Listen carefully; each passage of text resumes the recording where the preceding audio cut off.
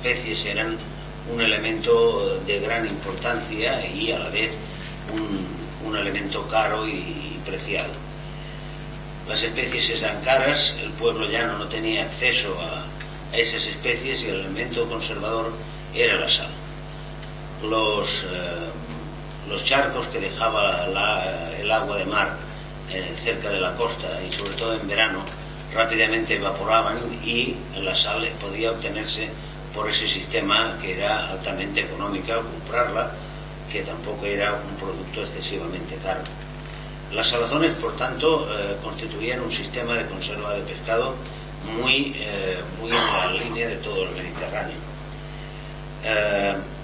Se hacía dos sistemas básicamente de salazón. La salazón por decantación, o sea, se cubría el pescado con la sal y se le sometía a un peso de manera que fueran saliendo los humores del pescado, y después esto se pasaba al sol o se mantenía en gruesas capas de sal. Y otro sistema consistía en el pescado eviscerado y abierto, que se le añadía sal en cantidad importante y después se conservaba o directamente salado con la sal o separado en orzas de cerámica que sirvieran para conservarlo. Estos sistemas de conserva del pescado se dan también en toda la Mediterránea, desde Italia, sobre todo en el sur de Italia, en el norte de África, en Grecia, en Turquía, y las cuevas de pescados grandes, de pescado de tamaño notable, también se conservaban por el mismo sistema, constituyendo también un elemento muy interesante y de gran difusión en todo el Mediterráneo. Aquí las huevas de pescado en Cataluña son poco frecuentes, evidentemente se encuentran, pero quiero decir que su consumo es poco frecuente, mientras que en Valencia, en Alicante, en Túnez, en Turquía, sobre todo las huevas del atún rojo son un manjar preciadísimo. Una variante de estos elementos era el tema de las anchoas, que en Cataluña, en la Provenza, en la Riviera italiana y sobre todo también en el Peloponeso griego se hacían muy evidentes, y con las anchoas en cualquiera de sus maneras de conservación, ya sea con laurel, pimienta o con clavo, que se hacen en algunos lugares, se comen de características similares en todas partes. Sería interesante para hablar de dos platos. Uno que es el más universal, que son las anchoadas, son las pastas de pescado que se hacen, las anchoas mezcladas con algunos elementos y sobre todo aceitunas negras, huevo, algo de ajo, aceite, se forma una especie de pasta que sirve para mojar el pan, etcétera, y otros elementos. Y después una que se hace en la zona del sur de Italia, especialmente en Sicilia, que es lo que se llama la bagna cauda. La diferencia entre la anchoada y la bagna cauda varía un poco en cuanto a sus elementos. La bagna cauda la hacen a partir de mantequillas en dimensiones brutales, y la anchoada, la base serán las anchoas, igual que en el otro caso, pero la grasa conductora será el aceite. Es curioso porque la bagna cauda también la encontramos en Turquía y se encuentra también en Palestina.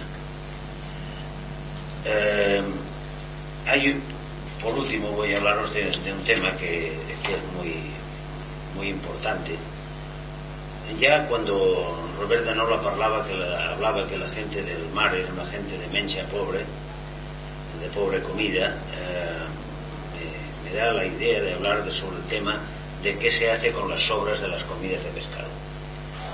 Las croquetas, las crestas, las empanadillas, los buñuelos, las dólmades, toda esta serie de elementos sirven, cuando han sobrado en una comida determinada, sirven para mezclarlos y entonces convertirlo a base de cocas, croquetas, a base de buñuelos, a base de empanadas, empanadillas, a base de toda esta serie de elementos, se mezclan y permiten comer las sobras de una forma diferente.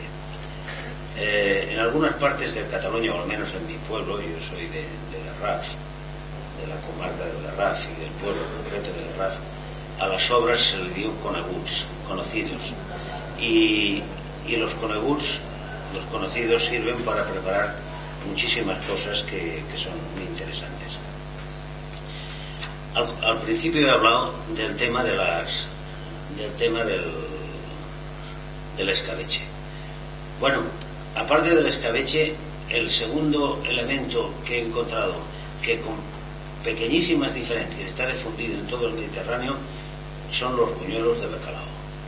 Los buñuelos de bacalao tienen una infinidad de formas, pero siempre a base del elemento base, el bacalao troceado pequeño y desalado, mezclado en unos sitios con patata, mezclados con harina, mezclados en Grecia y en Turquía los hacen con un poco de ralladura de naranja o de piel de naranja o de piel de limón. En algunos sitios se le añaden levaduras, en otros sitios se le pone algo de vino blanco en la fase de proceso de la masa, pero en todas partes son buñuelos fritos en que el bacalao es el elemento base y el ajo y el perejil. Probablemente os hayáis preguntado el ajo y perejil que siempre aparece en todas partes reunidos, porque el perejil es un carminativo que reduce un poco el olor que deja el ajo en las personas. A mí personalmente, a lo mejor, como soy fumador de pipa, la pituitaria la tengo disminuida y a mí el olor de ajo no me molesta en absoluto y me parece recordar platos excelentes que he comido en mi vida. O sea que me gusta mucho el olor. Y por último me voy a referir a una cosa curiosa, la coca de julivert. La coca de julivert es una coca que se hace en Mallorca a partir de una masa a base de harina, huevo, aceite, levadura muy moderada, y que encima de ella, cuando se hornea, se pone el perejil en una cantidad enorme, que le ha de dar un grueso de un dedo por encima de toda la empanada, una cantidad de perejil notable, mezclada a veces con huevo, y que el tiempo de la cocción del huevo que se cuaje es el tiempo que necesita para hacerse la empanada esta. Le añaden también unas anchoas o les añaden atunes en aceite o algún elemento de pescado que le acaba de componer. Yo imaginé que este plato nada más lo podría encontrar en Mallorca y que era una rareza encontrarlo allí. Pero me encontré que en dos sitios, en Malta y en Creta, también se come ese mismísimo plato. O sí, una coca en la que el perejil tiene toda la entidad, el perejil mezclado con el huevo, y las anchoas o el atún son el acompañamiento que se hace de estos elementos. Bueno, me referiría finalmente a Paul Bocuse. Paul Bocuse, el gran cocinero francés, tenía costumbre de hacer viajes hasta la costa.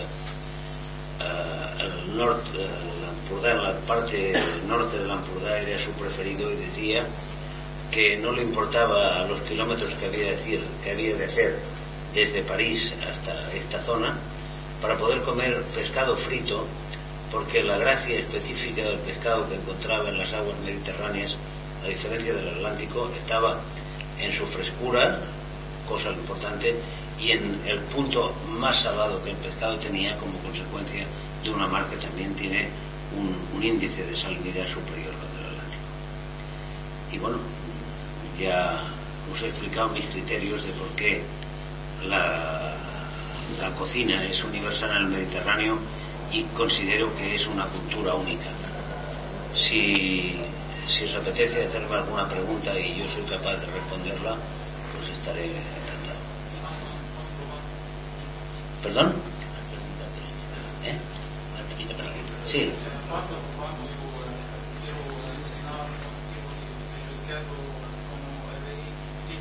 Mira, si no te importa, sube un poco el tono, eleva el porque los años... ¿Quiere preguntar para el tiburón? Para el tiburón. Sí, argon, amoníaca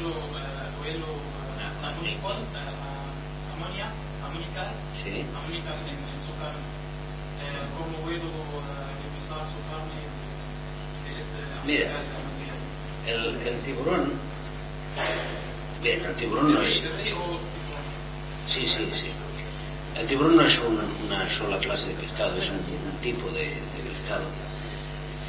Encontramos desde aquí el gat, la musola, la musina, la tintorera. Son variedades de tiburón que desde un tamaño pequeño a un tamaño notable se encuentra por aquí. Y aquí, o al menos en la zona de la que yo soy, se come mucho este pescado. Y fundamentalmente se come en el cremat. El cremat es un guisado de pescado en el cual se fríe hasta darle un tono marrón claro a los ajos que hay. Se le añade tomate. Cuando el tomate tiene un punto de consistencia pastosa, se le añade pimentón, se le añade un poco de agua o de vino blanco y se añade el pescado. La forma más habitual de que se coma este pescado es esta. Ten en cuenta que los países árabes no pueden comer el tiburón y las variantes porque el pescado no tiene escamas y el libro sagrado prohíbe el comer pescado sin escamas, ¿no? Y por tanto en esa zona no se come el pescado, pero por ejemplo en Italia, en el sur de Italia, concretamente en Palermo, he comido la tintorera, que es la variante mayor de estos habituales tiburones de la zona, y allí lo hacen frito y después hervido, después con una salsa, frito con una salsa de ajo, aceite y hinojo. Eso es lo que puedo decirte de lo que sé de algunas recetas de ese pescado. Pasamos al siguiente. Sí. Cuando ha hablado de las sopas de pescado, la caldereta menorquina y mallorquina, Sí. ¿no es una sopa equiparable a la bullabesa? Bueno, la primera cuestión es que la caldereta, de hecho, es la sopa que os he explicado que tomaban ya en Grecia cuando las barcas llegaban, servía el pescado y con ese caldo de pescado se escaldaba el pan en las escudillas. Se parece muchísimo, evidentemente se parece mucho. Yo permitirme que en mi formación el elemento libertad, igualdad y fraternidad de la República Francesa me sea especialmente grato y como consecuencia a veces valoro o sobrevaloro algunos platos de la cocina francesa, pero en otros casos no. Por lo tanto, yo sí tengo que decirte que prefiero si una caldereta o una bullabesa de Marsella, pues no sabría, sería muy difícil escoger una cosa de la otra. De hecho, la diferencia que habrá fundamental a mi criterio, entre la bullabesa y la caldereta, es la que la caldereta no es de una variedad de pescado, sino que es monocroma en ese sentido en general. Eso no quiere decir que en algún sitio pongan más de una clase de pescado, pero para mí la diferencia de la bullabesa es que en la bullabesa es un plato musical por excelencia. No ponemos todo el pescado, ponemos este pescado que necesita un tiempo de cocción mayor, los pescados, especialmente los pescados azules, que necesitan de carnes fuertes, necesitan algo más de tiempo. Estamos hablando de 15 minutos en que vamos a hervir los pescados, no estamos hablando de una hora de cocción diversas. El pescado hay que hervirlo un periodo de tiempo muy corto para que mantenga y conserve todos sus gustos y todos sus aromas. Pero ahí se van entrando los pescados a medida que que se van produciendo su aportación al resultado último. La caldereta, que tendrá una base también vegetal a la que añadiremos el pescado, es normalmente monocolor en este sentido. Yo no diría que es mejor o es peor, son dos, pero evidentemente la caldereta probablement sea como el vi pagès de Ibiza, las reminiscencias que tenemos de las más antiguas comidas griegas en este sentido. Ahora sí podemos dar paso a... Mi cargo y mi rango, que es cónsul mostaza.